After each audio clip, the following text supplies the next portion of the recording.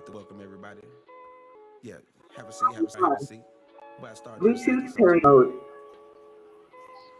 You'll see these Your haters Bluetooth quickly device swiftly. is connected Spiritual successfully. thing.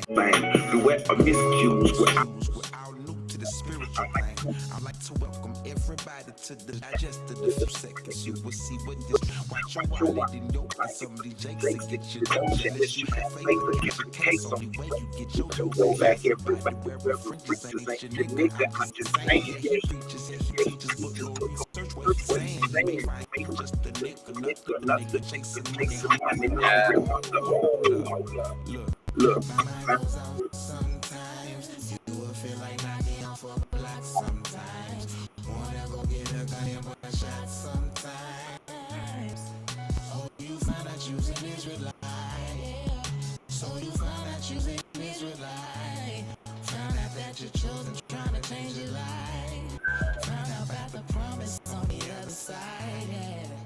Oh, you found out you's an Israelite. Oh, you found out you's an Israelite.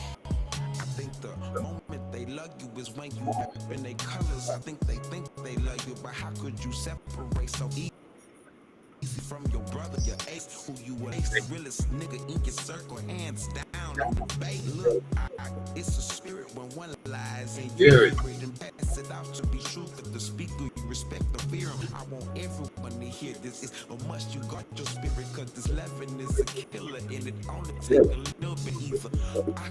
Ops, and ops is a dime a dozen, so it's you, Look, my mind goes out sometimes. You will feel like knocking off a block sometimes. Wanna go get a gun and one shot sometimes.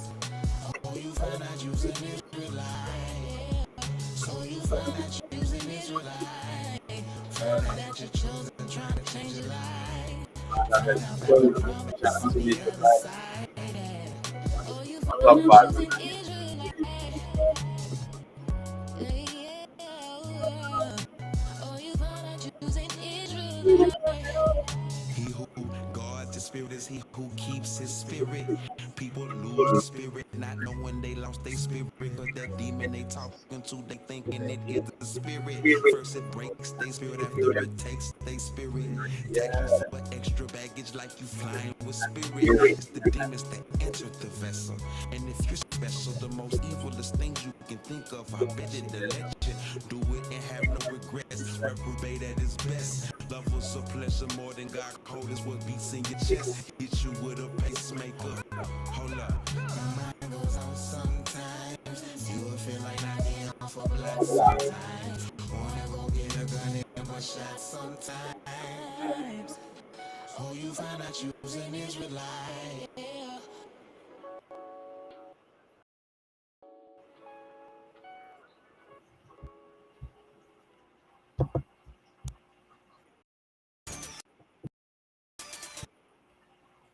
Welcome to the Hebrew Being.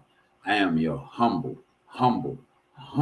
servant and host for tonight in a biblical sense. I am Kyle.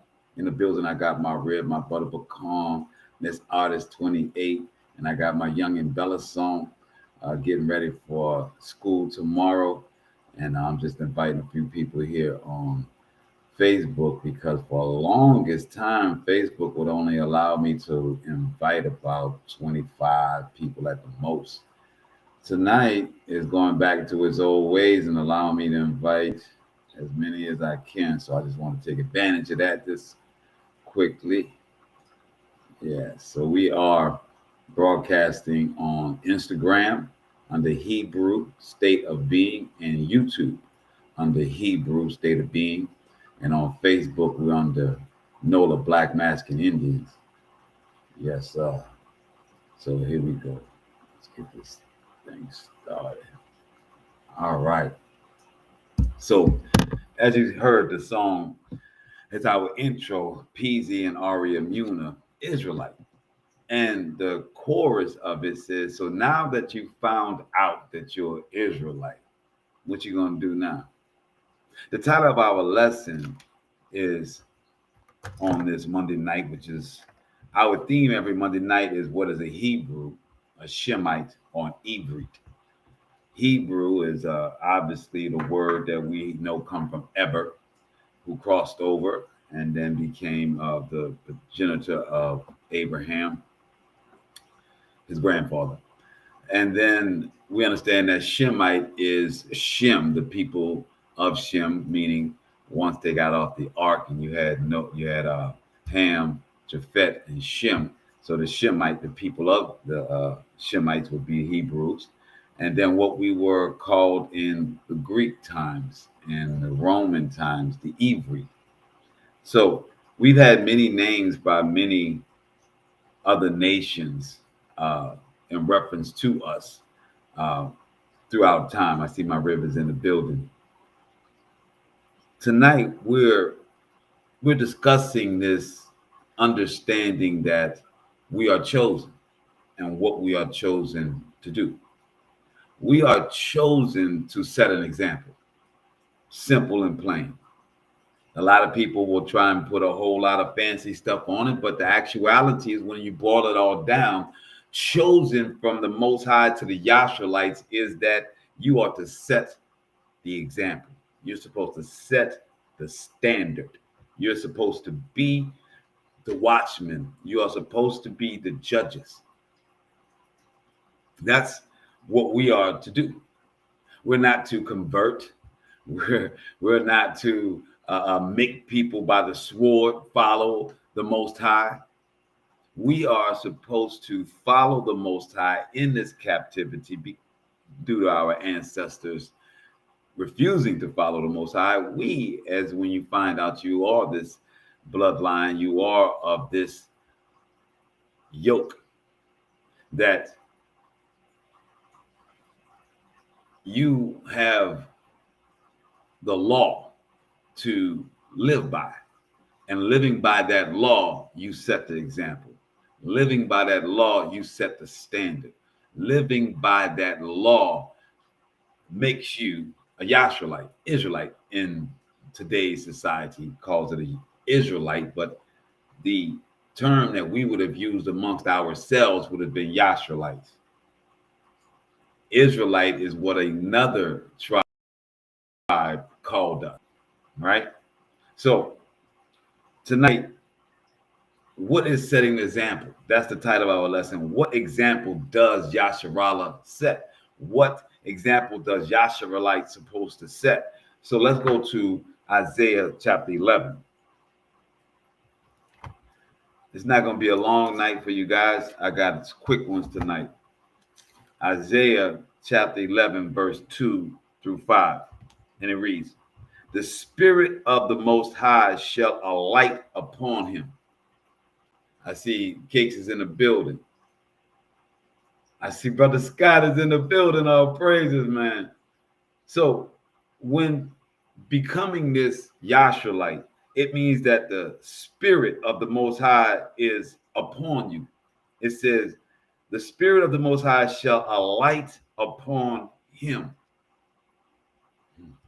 Today I had an instance where in traffic, it gets a little tense sometimes in traffic. Me and another driver decided to flip each other off. We regardless if I thought I was right or they thought they were right, this is what we decided to do. Now, someone would say that's not a very Yasharalite way of behaving. That's not a Yasharalite way of setting the standards, and it's absolutely correct.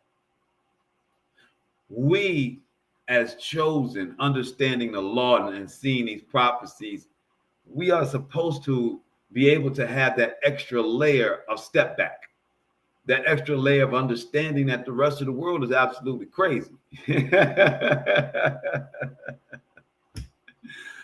I mean, not crazy, but a little off. You know what I mean? It is what it is. So, and not that we are always right. That's the humility of being a Yahshua, like that. When you are aligned under the Most High, you are about humility. Me or that person flipping each other off was not showing any humility whatsoever. You say, well, how am I supposed to? Everybody's back-to-back traffic. I had a hard day at work, blah, blah, blah. That's why we're supposed to constantly remind ourselves of who we are. That's why the Most High asks us to wear fringes, so that we would have visual reminders of what we are. I see Miss Marshall in the building. So Isaiah chapter 11, verse 2, the Spirit of the Most High shall alight upon him, a spirit of wisdom and insight, a spirit of counsel and valor, a spirit of devotion and reverence for the Most High. That's Isaiah chapter 11, verse 2. When we're talking about the type of people that would sprout from Jesse, right?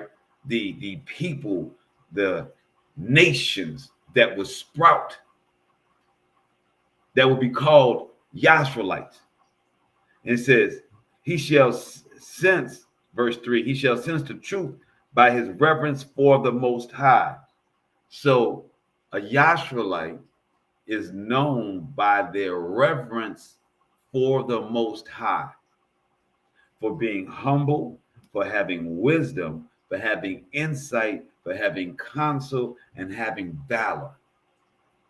These are the things that we're supposed to set the standard on. There's a movie out. I don't know when it came out. It was out a while ago, but they're now chopping up the little clips and putting them on, Instagram shorts and TikToks and whatnot. And it's of the brother that is the black man playing the piano. And he has his white driver, right? And as this gentleman is going through the most racist aspects of the South, touring, doing his piano, he is throughout the entirety of it, keeping his intellectual and royal stature, even to the point where he's teaching his Italian driver how to move in high society. We as Yasharalites have to constantly remind ourselves that we are royal. It's hard. It is hard to walk in your royalty in a world that is so muddy and so dirty, that has the theme of only the strong survive, not intellect, not wisdom, not reverence for the Most High, but only the strong survive. You must understand the statement and the depths of it.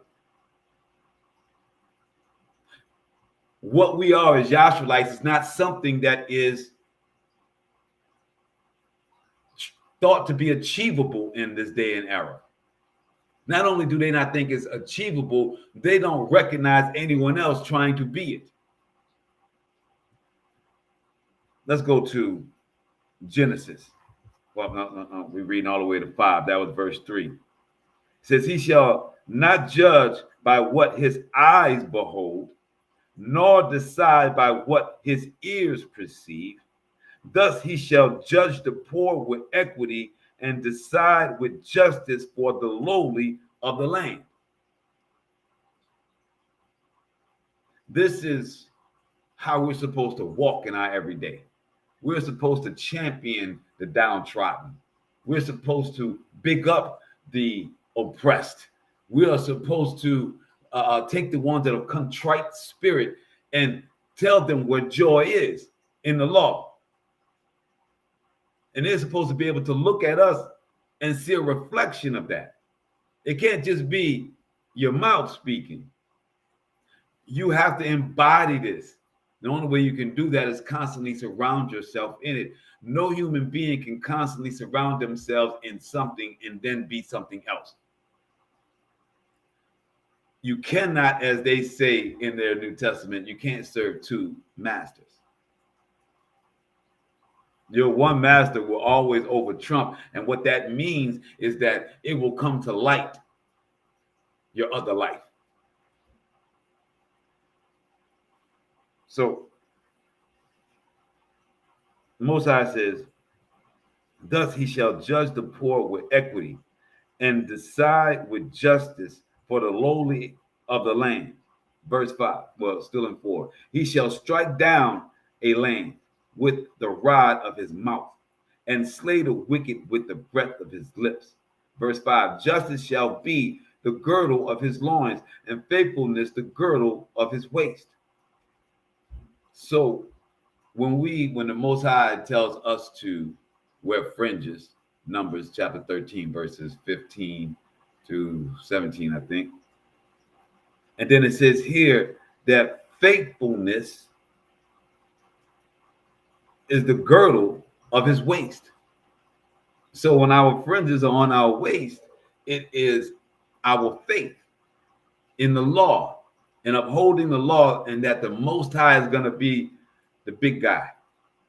He's going to clear the way. He's going to clear the confusion. He's going to vindicate us. He's has told us over and over again, it may look shaky, but you will have the victory if you trust and walk with me. Giving us examples of David and so many others.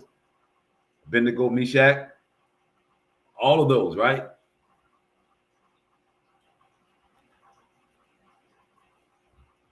Let's go to Genesis chapter 12.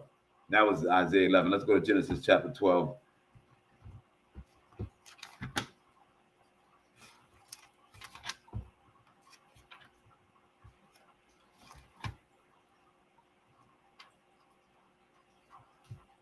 We're going to verse 2 and 3. And it says, I will make you a great nation, and I will baraka you, bless you. I will make your name great, and you shall be a baraka. Verse 3, I will baraka those who bless you, and curse him who curses you. And all the families of the earth shall baraka themselves by you.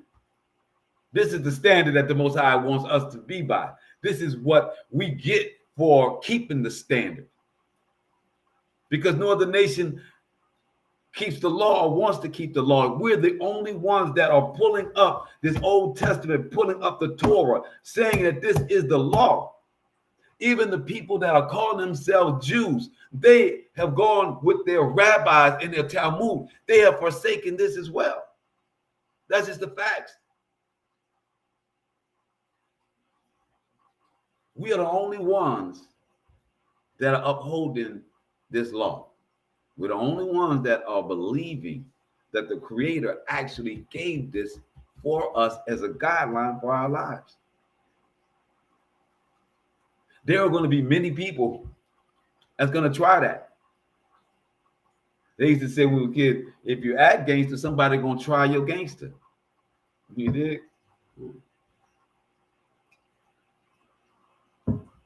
In this world, people are going to try you on whatever you stand on. If you say you believe in the devil, people are going to check you on that. If you say you believe in whatever, this world is going to check you on why you do it, what it's about, does it make sense?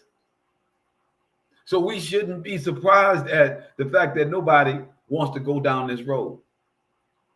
We should not be surprised that the world prefers to make its own rules. Most High says, for the ones that do follow my rules, I will make you a great nation.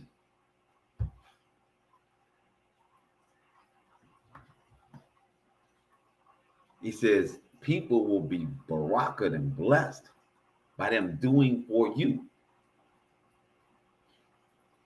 Let's go to Malachi.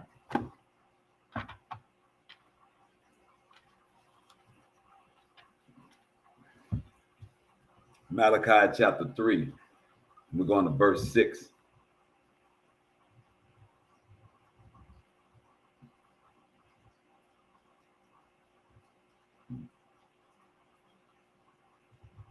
It says, for I am the Most High. I have not changed. And you are the children of Yaakov, and you have not ceased to be. So the Most High, the creator of all things, has connected his existence or its existence to ours. That's why we hold a standard for the ones that are the extension of the Most High, to be a Yasharalite, to be an example, to be the example that's set, is to understand that you're an extension of the Most High. He has said that we are his inheritance. Why is it so scary, Scott, for people to accept that they are an extension of the Most High, of the same one that created the sun, the stars, and the moon? I see Ryan is in the building. It's that fear of realizing that, whoa, the thing can see me at all times. There's nothing I can do under the sun that the Most High won't see. When I was telling you about my interaction where the person and I decided to flip each other off, my thought later came, man, what if I had a menorah in my back window? And as I'm flipping him off, the whole symbol of the Most High is right there. How erroneous that would look. But the fact of the matter is the Most High watched all of it, so it was extremely erroneous. But if you don't see yourself as an extension, that the Most High sees all things that you do, that you get to consort him, that the Most High is your buddy, is your partner, is your friend, is your lifeline, is your father.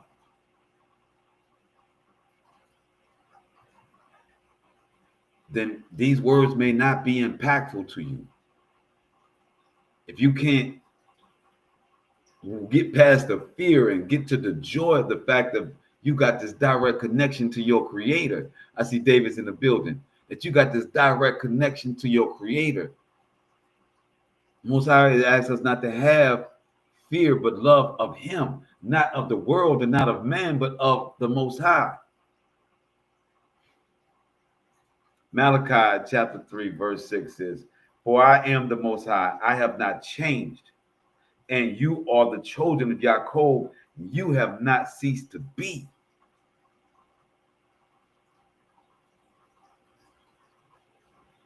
Verse 7 says, "From the very days of your fathers, you have turned away from my laws and have not observed them."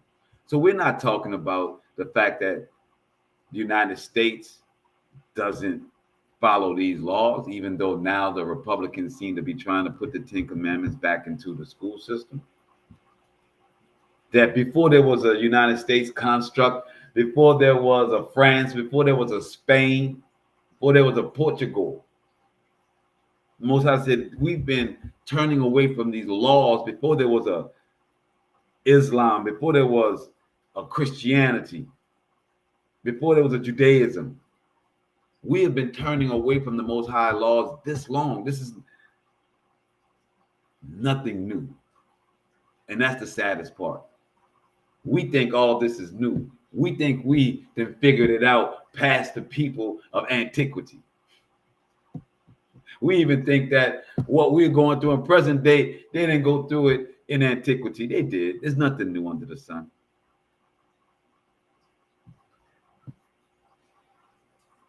It says, verse 7, Malachi chapter 3, "From the very days of your fathers, you have turned away from my laws and have not observed them. Turn back to me, and I will turn back to you, says the Most High of hosts, of the army." So the Most High is talking in a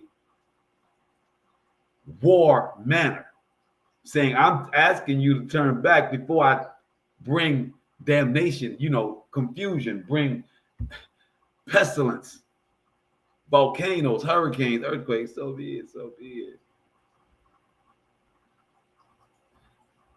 We are going through it in this 2025. We're going through it for the next 4 orange years. But we were going through it before then. Y'all were just lullaby. We're just ramping it up. Let's go to Hosea chapter 4.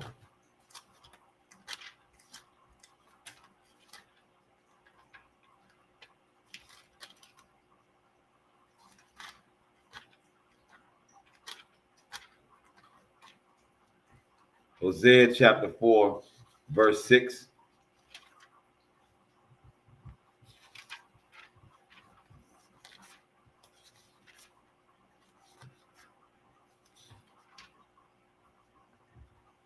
It says, my people is destroyed because of disobedience. Because you have rejected obedience, I reject you as priests. So as a Yasharalite is entitled, what example does the Yasharalites or Israelites set? We set the example of wisdom, of valor, of being priest, of humility, of being an extension of the Most High. That's the example that we're supposed to set when we call ourselves Israelites or Yasharalites. Here, the Most High says, I rejected all of Yaakov because you rejected my laws and because you have rejected obedience, which is the law. It says, because you have spurned the teachings of the Most High, I in turn will spurn your children. Verse 7, the more they increased, the more they sinned against me. So the Most High said, the more we got these urban cities, the more we got new trinkets and new things to stimulate our pleasure principles, we continue to turn away and sin. To be the example that the world needs to see, it's not about us beating our chest. It's not about us saying that you are going to die if you don't follow the Most High. It ain't got to do none of that craziness. What it's about is understanding living by it, allowing the Most High to prosper you and move you where he wants you, being the messianic that he's asking you to be when he's calling you to be it. We are going through tumultuous times where they have prophesied that there's going to be an absolute war on his children. So why would we be beating our chest, raising our flag, saying, come kill me? We know that the world is evil. We know that the world is against the Most High. To claim to be his children is putting a direct target on your back. So the Most High says, move as I tell you to move. Move with humility. I'm going to destroy them. But in the meantime, for me to cover you, I need you to move in humility, in wisdom. Wise as a serpent, but innocent as a dove. This is the examples that the Yasharalites are to set. In Hosea chapter 4, we are reading verse 6, now verse 7. The more they increased, the more they sinned against me. I will change their dignity to dishonor. So even though someone wants to, this world wants to continue to keep us in this dishonor, in this slave mentality, we ought to come out of that and accept who we are and our birthright and walk in it, regardless of what they say. Verse 8, they feed on my people's sin offerings, and so they desire its iniquity. The Most High is saying the world eats off of us doing all of this sin. They got all these corporations that make all these opportunities, from the BetMGM to Pornhub to all of the different things, to the gambling. I mean, anything and all things to make money. The little video games where you want to, build castles and whatnot. Anything that distracts us from the Most High, that puts us into the sinful world. There's corporations in this nation is making a mint off of us. So they desire us to do it more. So they give us commercials to tell us it's the right thing to do, that you're cool when you got the gun on your hip and you're, flashing out on your homies. That's cool. You're the big boss. It's cool to show you as the boss telling all the people what they're doing wrong, and you got to be. It's to show you kill, be killed, strong, only the strong survive. This is what we are reinforced with constantly in this society. Verse 9, therefore the people shall fare like the priest. I will punish it for its conduct. I will requite it for its deeds, meaning that I will repay them for their deeds. Truly, verse 10, truly they shall eat, but not be satisfied. They shall swill, but not be satisfied. Because they have forsaken the word, they have forsaken the Most High to practice lechery. Wine and new wine destroy the mind of my people. Verse 12. Our last one. It consults its stick, its rod directs it. The luxurious impulse has made them go wrong, and they have strayed from submission to the Most High. We have a lot of us have lost our ways and gone in the ways of this world and the lascivious ways of this world. This world promotes our activity to be wild. And then they profit off of it and sell it to the world, and the rest of the world wants to be like us. When I tell you that the sagging of the pants started in jails, and then because we had so many people going into jail, when they came out, they continued to sag their pants, and it became a fashion statement. And then that fashion statement became something that was a trend nationally and then internationally.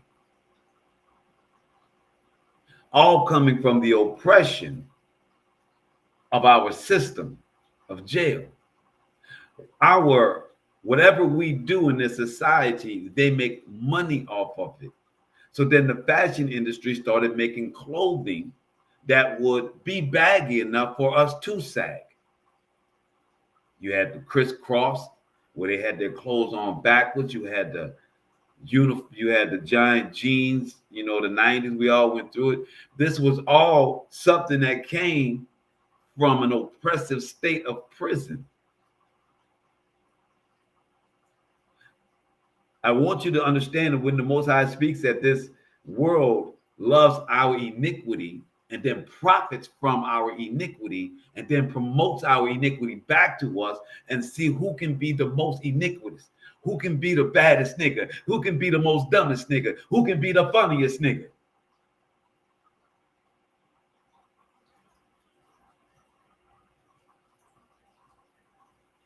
It says the mind of my people, it consults its stick, its guns, and its rod directs it, its power.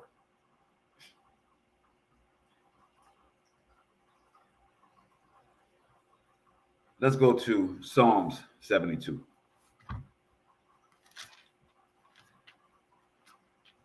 That type of behavior is the opposite of what the Most High wants from us. And in a society that constantly tells you that you have to be strapped and you have to be aggressive and you have to do these things to survive, and partly you have to be able to stand on your business in this world. You have to be able to defend yourself in this world.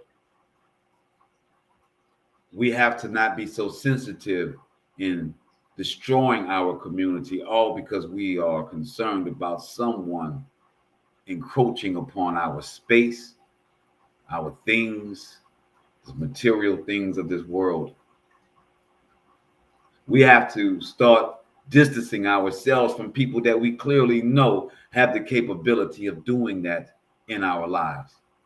Surrounding ourselves with people that we judge their character off of Exodus chapter 20, the 10 commandments.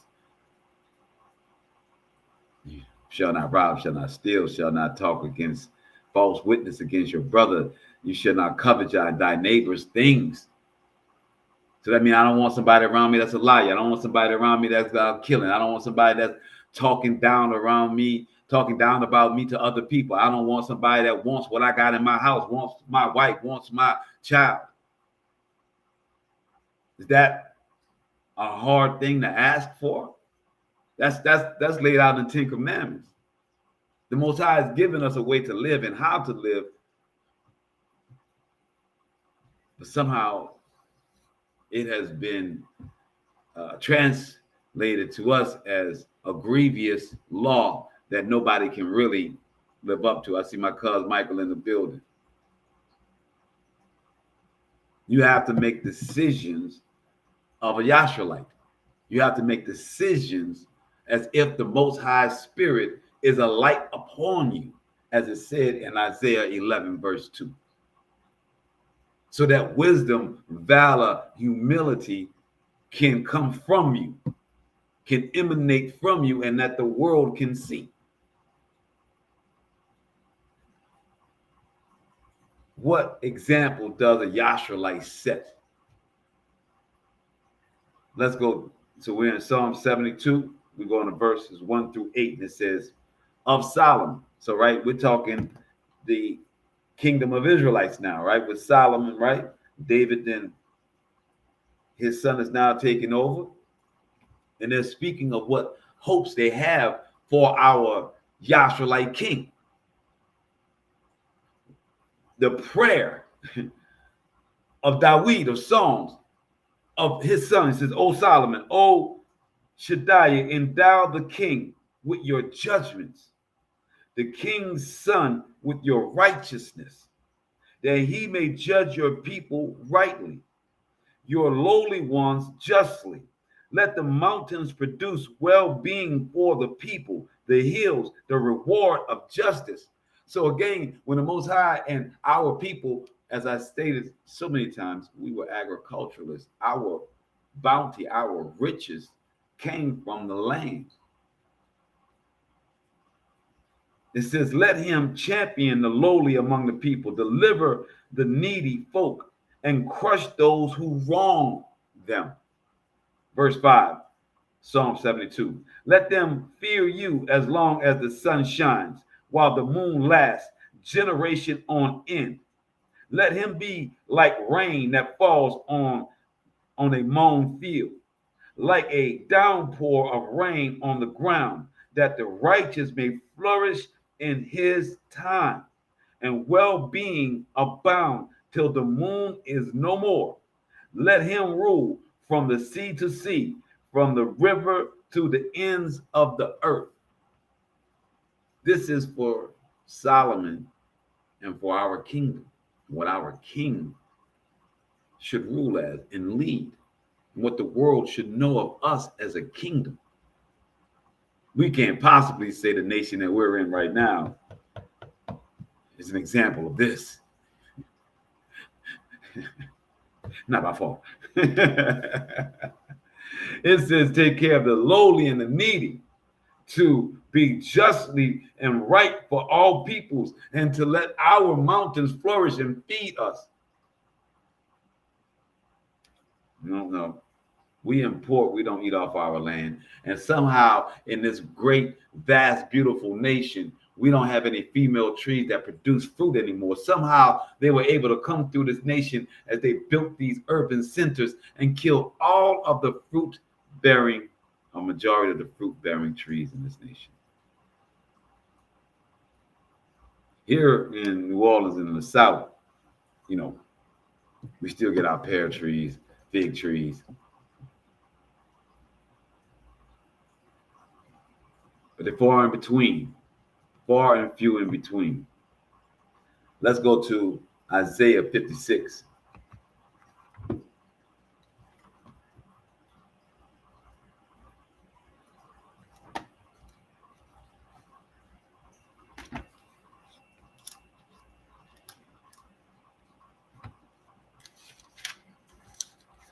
Isaiah 56, we're reading verses 1 through 12.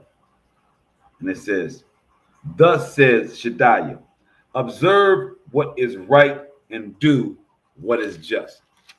Again, the title of the lesson tonight is, what example does the Yasharalite set? These scriptures I have put together is to compare and contrast. I see Brother Yohanan is in the building, of what we should be and what the world is. For soon my salvation shall come, my deliverance be revealed. Happy is the man who does this, the man who holds fast to it. So the Most High is saying, look, I know it's rough. People, I know it's rough. He says, thus says the Most High, observe what is right and do what is just. For soon my salvation shall come, and my deliverance be revealed. Happy is the man who does this, the man who holds fast to it, who keeps the Sabbath and does not profane it. So the first thing the Most High says for us as Yasharalites to be clear on where he sits with us and what he's expecting of us is his fourth commandment. He's still referencing Exodus 20. And it says, and stays his hand from doing any evil. Let not the foreigner say, who has attached himself to the Most High. So you get this. A foreigner is not of the tribes, and these are people that are attaching themselves because they understand the law and they see the prosperity of his children. It says, the Most High will keep me apart from his people. And let not the eunuch say, I am a withered tree. For thus says the Most High, as for the eunuchs who keep my Sabbaths, who have chosen what I desire and hold fast to my covenant, I will give them in my house and within my walls a monument and a name better than sons or daughters. So these are eunuchs that weren't of the tribes, right? And the Most High speaks of the other ones that attach themselves unto his people and his law. He says, the Most High will not keep you away from your people. That's the first part he says. The Most High will keep me apart from his people. Most High says you can follow our law and still go in your people and be messianic to your people. Not a rabbi, but messianic to your people. Then he says to the eunuch that as much as you are not part of us, if you hold on to my laws and keep my Sabbath, then I'll make you a monument in my kingdom. When we're talking about what example we set, and we see the favor that the Most High gives to even outside of us that keep the law. And the Most High says salvation is coming with him and deliverance is coming with him. All he needs us to do is to hold fast. Be the example, set the standard. Show and keep your Sabbath, right? So when it says in verse 6. No, I'm still at the end of verse 5. Better than sons or daughters. I will give them an everlasting name which shall not perish. Verse 6. As for the foreigners who attach themselves to the Most High to minister to him and to love the name of Shaddai, to be his servant, all who keep the Sabbath and do not profane it, and who hold fast to my covenant, I will bring them to my sacred mount and let them rejoice in my house of prayer. Their burnt offerings and sacrifices shall be welcome at my altar, for my house shall be called a house of prayer for all peoples. Thus declares Shaddai Ahai, who gathers the dispersed of Yasharalites. I will gather still more to those already gathered. Mosiah says again, I will gather still more to those already gathered. Verse 9, all you wild beasts come and devour, and all you beasts of the forest. Verse 10, the watchmen are blind, all of them, they perceiving nothing. They all are dumb dogs that cannot bark.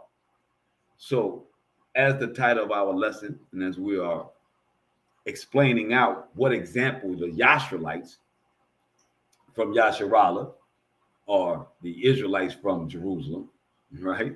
See how that don't match. The Most High is speaking directly of as he does for the others that will follow the law and what he does for us. But then he speaks to us that have gone astray and tells the wild beasts to get ready to eat because my watchmen are blind and leading my people falsely. My watchmen are not giving judgment. Does judgment mean that you are running down upon people telling them that they're evil? Or does that mean that you're going to run down the Bourbon Street and say all of y'all are sinners? That is not what that is saying. It is leading his people that are coming unto the Most High, leading them to other doctrines, not leading them directly back to the Most High.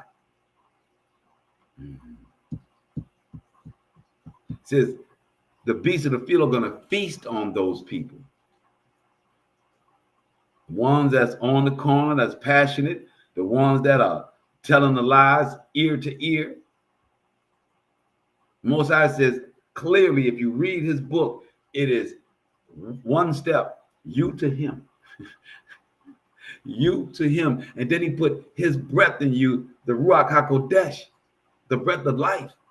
There is no separation between you and the Most High. You are an extension. And that's what Yasharalites understand. So they set the standard by following the law. They set the standard by following the law. I don't care if my neighbor don't follow the law. I don't care if the nation doesn't follow the law. That has nothing to do with how I'm going to operate. And when the others see that I'm operating this in well order and the Most High has covered my life, and unfortunately people need to see prosperity before they see truth, as if prosperity equals to truth. It does not.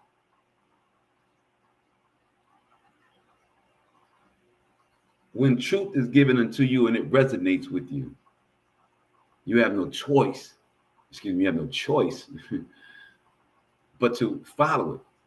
Your spirit doesn't let you stop. It keeps egging at you. That's what the Most High wants for us as his children, as his standard, to know his law, to let it to the point that every day it eggs at you, that you want to speak on it, you want to talk about the joy of it, you want to share it, not convert. So Most High says, but for the ones that are out here doing the opposite, I'm going to have you devoured, because you're nothing but a dog, a dumb dog that cannot bark. It says they lie sprawling. They love to drowse. Verse 11, moreover, the dogs are greedy. They never know when to be satisfied. As for the shepherds, they know not what is to give heed. So now even the shepherds don't know what to give heed to, what to listen to, because of the deception of this world, because of the multi-doctrines, because generationally we have been put in this stumbling block. And it says, as for the shepherds, they know not what is to give heed. Everyone has turned his own way. Every last one seeks his own advantage. Come, I'll get some wine. Let us swill liquor, and tomorrow will be just the same or even much grander. That's the way of the world. We're not going to listen to the Most High. What we're going to do, we're going to drink our drink, we're going to plot our plan, and we're going to get rich or die trying. No Most High, no example set for the next generation, no care about what.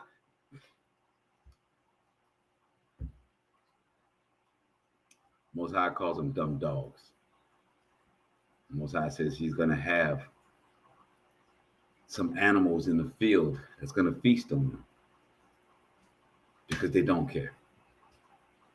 That's not what we are to be. The Most High has called us to be much, much more. Let's go to Proverbs. I'm about to let you guys out of here. Proverbs chapter 16. But understand why you have pushback trying to be royal. Why you have the pushback of this world. This world are nothing but dumb dogs, blind dogs. The majority of this world. Ooh-wee. Proverbs chapter 16. We're reading verses 4 through 7. Proverbs chapter 16, verse 4. The Most High made everything for a purpose, even the wicked for an evil day. So I always say to people, if you know and you can see evil, then it's got to be a righteousness, right? This world doesn't exist without the yin and the yang, the counter, right?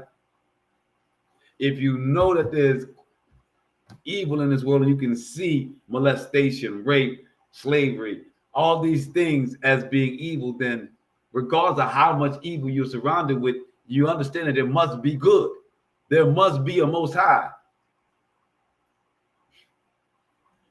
Most High said he created all things, good and evil, and even the wicked people, which will be destroyed. It says, verse 5, every haughty person is an abomination to the Most High. Arrogant is haughty. Assuredly, he will not go unpunished. Verse 6, iniquity is expiated by loyalty and faithfulness. So how do you make up for it? By asking for forgiveness, repenting, and loyalty unto the Most High with faithfulness. And evil is avoided through fear of the Most High.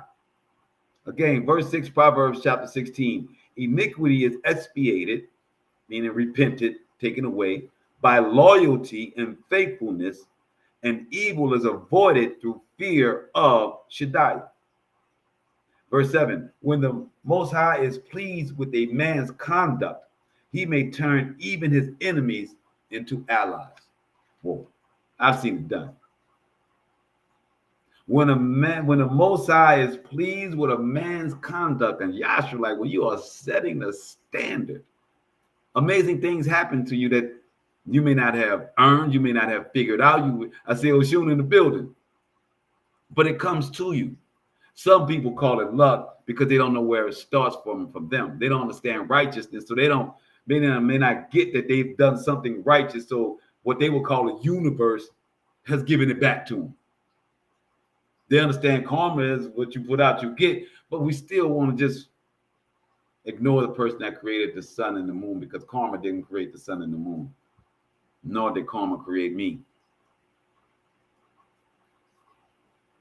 It says, assuredly, he will not go unpunished. Iniquity is expiated by loyalty and faithfulness, and evil is avoided through fear of the Most High.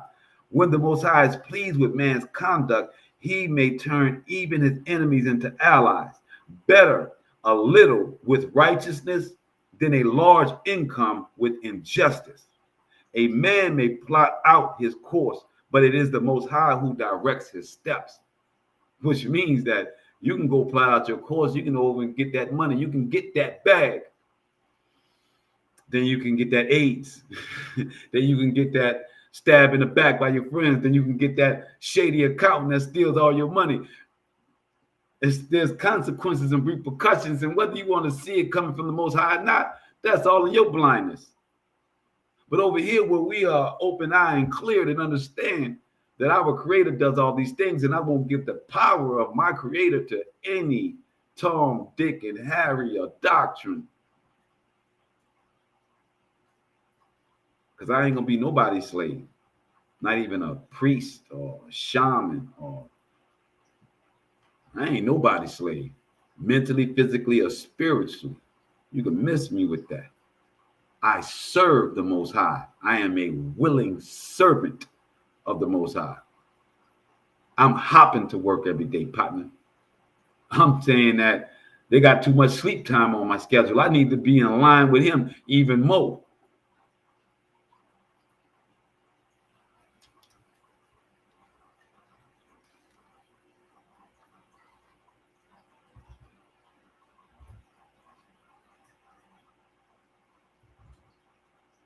Let's go to our last one for the night. Deuteronomy.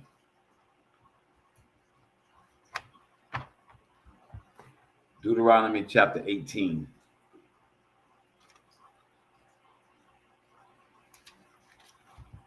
Deuteronomy chapter 18, verse 15. And it reads, the Most High, your Creator, will rise up for you a prophet among your own people, like myself. So this is Moshe speaking.